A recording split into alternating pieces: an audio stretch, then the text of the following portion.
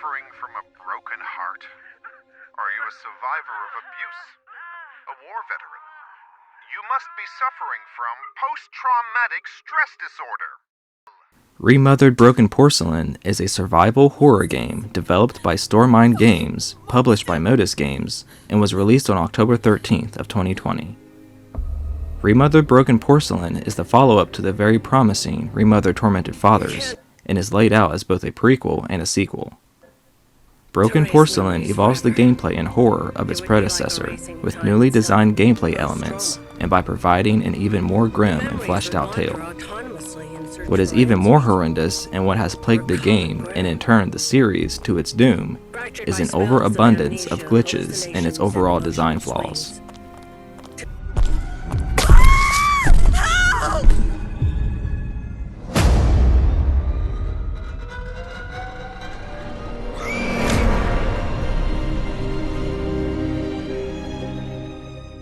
The story takes place during two different occasions. You control a rebellious orphan named Jennifer, who works at the Ashman Inn in 1973, and sometimes the perspective switches to the lead character from Tormented Fathers, Rosemary Reed, continuing her research from the first game in 1992. Jennifer and her friend Lindsay work as maids at the Ashman Inn, located at the base of Mount Etna. The two friends have a small falling out after Jennifer got hurt after a failed escape attempt from the horrible and insane conditions of being at the inn. Things get weird when the head maid is seen feeding a dead crow to a masked man in one of the inn's bedrooms. Jennifer eagerly tries to find a way to escape, only to continuously get stopped in her tracks by some crazed and deranged figure running around the inn. You know I call him Wyman once upon a time! You're hurting me! It's part of all of us. And we are all part of the same thing. Making sense of the outline to the story of Broken Porcelain reminded me of Resident Evil, and how Resident Evil 1 was grounded in reality, when compared to something like Silent Hill or Parasite Eve anyway, with its tone and how the horror element's lore brought the situation to light in a realistic way. The first Remothered had hints at things like this, but was still grounded in reality. Now in Broken Porcelain, you possess these powers that sort of put things at an over-the-top level in perspective. The jump in storytelling with these revelations and how it's married to the gameplay feels incredibly obtuse.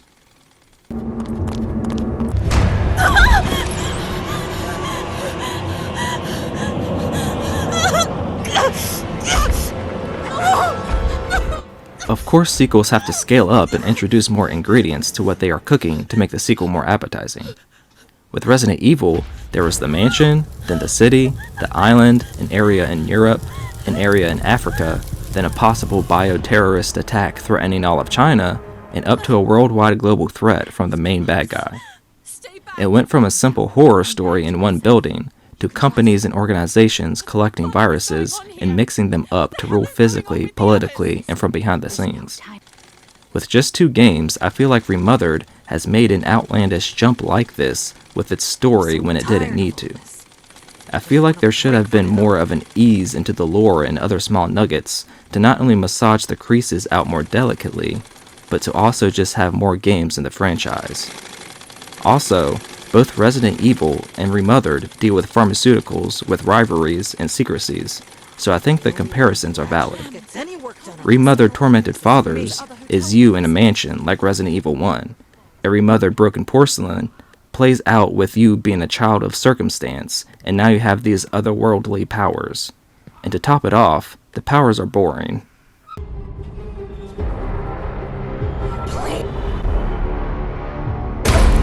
No!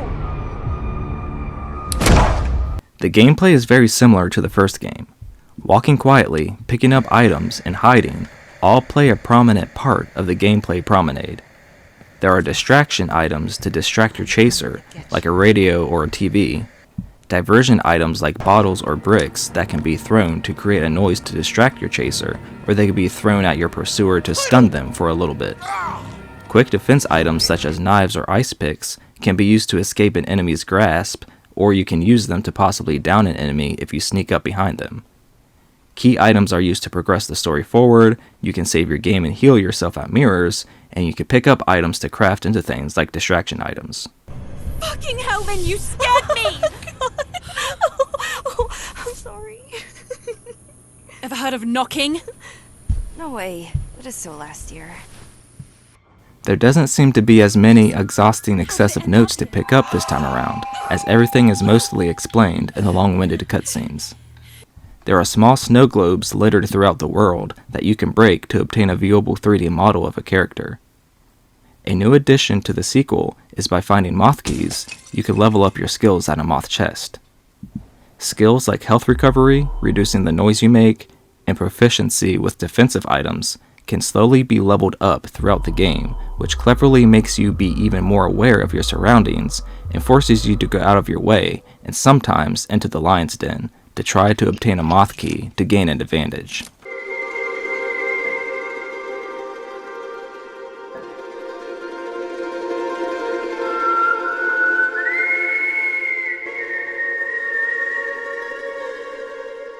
The thing is, even this leveling up mechanic is broken.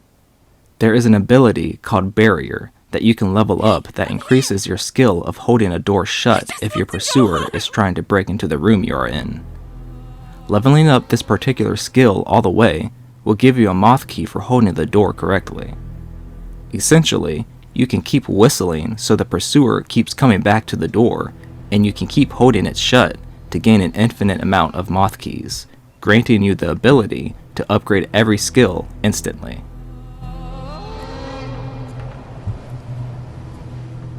Have they completed their chores? Obviously not. I didn't. While the residents of the inn seem to be infected by something, Jennifer appears immune and also possesses an ability called Moth Eye. This ability is touted to be something truly amazing, but in practice, it's practically useless. Moth Eye allows you to control a group of moths to fly around your environment to either survey the area or to set off electronics to keep them busy. Using the ability can be sort of annoying at times, because the moths control so loosely so often, you are going to be bumping off things. The game could have also explained the ability a bit more, because half the time, you don't know how to use it in your favor, or if you can even pull off certain things with this ability. At one part during the game, you need to actually interact with an enemy with the moths to progress. Not doing so counts as a game over, and actually ruined my no-death run, simply because I had no idea you could use the moths in that way. Are you here to broaden your resume? Do you remember me? I'll never forget a face. Maybe because I don't have one anymore. The game simply just doesn't work. The game has had a plethora of problems since release. Arms clipping through clothes while crouched, characters hiding in spots they aren't supposed to causing soft locks, enemies being frozen, audio syncing issues, a lot of different typos, music being added to cutscenes to be more immersive, exploit fixes, and so on and so forth. That may sound pretty standard, but the list goes on for quite a while. There was a big problem where the enemy could literally see you through walls and would just non-stop chase you. Imagine buying a horror game like this, where you have to use strategy, different items, your wit, and your environment to your advantage to slither past a stalker to make it to the next area, only to continuously and unfairly get caught at every turn. It seems as if the game was just truly never finished, which is a shame, because there is something really special here underneath the atrocious amount of unplayable design choices.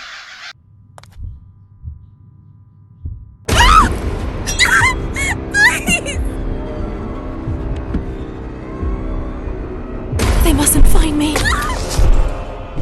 Even to this day, 4 years later, I still ran into a slew of issues. Sneaking up on people just doesn't work at times. I would go to take an enemy down, and they would fidget and turn around, and it never allowed me to trigger the animation. There was one time where I thought I had to go into a room, but the prompt never showed up to open the door multiple times. So I wandered the halls, got into unnecessary fights, and wasted precious resources trying to figure out what to do next.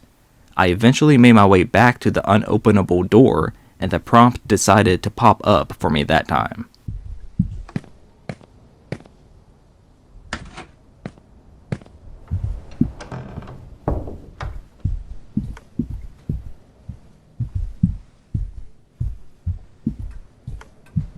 Eliza?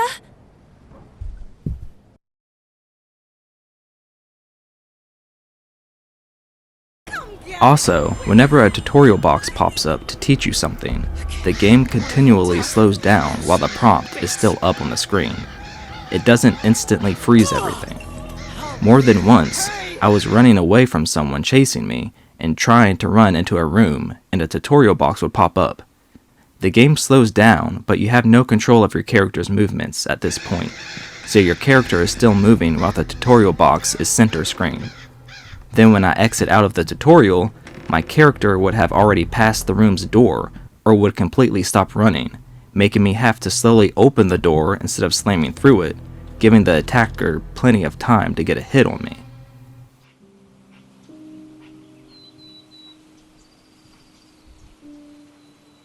Woohoo! Ladies and gentlemen, we have a winner! Abdul Jabbar? Leave this body!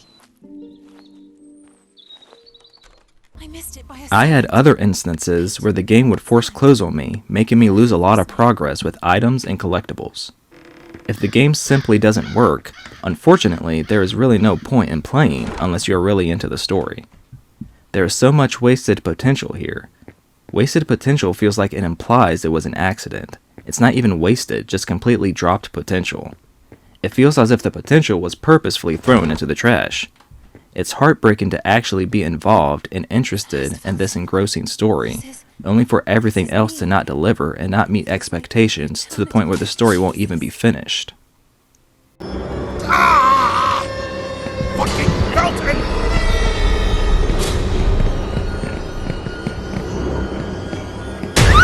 Stop, you little coward! Broken Porcelain has weird dialogue. It's to the point where you wonder why this is something that someone chose for someone else to say. Everything is great. Controversial topics feel misguided, and it almost feels like some stuff is simply for shock value. Why would you care? The characters are not written well, and act like what an older generation might think a dismissive and abruptive teen may come off as. Jennifer and Lindsay have the corniest dialogue, and say obscene things for no reason. I'm trying Another not to weird be shock harm. value for the It's sake of shock value TV. choice that was made is at one point, a dog is used as a distraction, and you think that's pretty much the end of it. But then the stalker brutally murders it, and like, sure, maybe that's a way to show that the enemy is completely possessed or evil or whatever, but it comes out of nowhere and you're just left to wonder why that even happened. I'm into illegal organ and drug trafficking. In my spare time, I exchange sex for cigarettes. Nice. I was expecting more like controversial political activist, promoter of black slavery and preservation of the Aryan race. Only in my spare time. Graphically, the areas in the game look great. The art style looks like an improved version of the washed-out oil painting overlay seen in the first game. The style of both games are distinct enough from each other for them to carry their own type of vibe. Broken Porcelain has a lot of blue and gray undertones with its colors, giving off a cold and desperate feeling, which in turn complements the atmosphere the game is trying to convey. Although the game primarily takes place in the inn, the environments never exhaust variety or interest by providing a lot of details and having engaging layouts. Lynn! If you're there, can you hear me?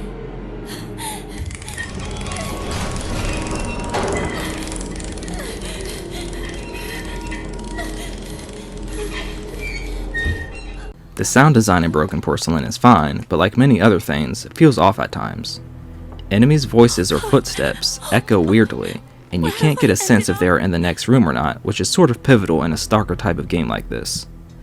The music is similar to the last game, in which it doesn't play a large role, but the arrangement of the original theme is pleasing. I thought I made The different chase music can be pretty frightening, but you would probably be fighting the controls or glitches to really sit there and notice. Stop it! It's part of all of us. And we are part of the same thing. Remothered Broken Porcelain was brought into the world with it at its feet after how engaging Tormented Fathers was. In some ways, specifically with the story, Broken Porcelain fulfilled its promises by providing an interesting narrative and expressive art style.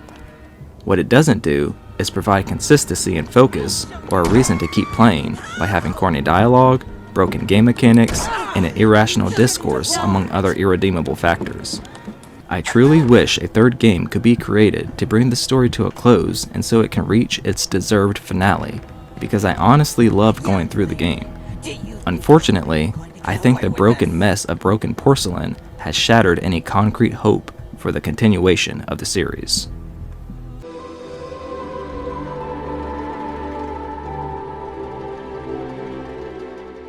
I give Remothered Broken Porcelain a 3 out of 10.